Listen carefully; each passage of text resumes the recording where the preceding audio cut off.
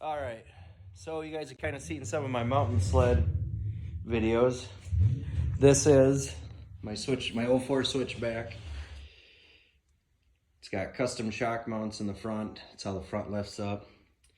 The Ice Age brackets on a set of 2018 rails they're 155 rails out of a 2018 Chaos. And then brand new Walker Evans coilovers front and back. No problems with that at all. That works great. Here's my mount. Actually use the front existing mounting hole. I might push it down to that other one just to get the track so it would lift a little bit differently, but I don't want it to dig. And it did work very well in the mountains. But this thing lacks some power. So I have this one that has about 100 miles on it.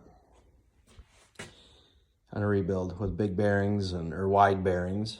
So I'm gonna get started.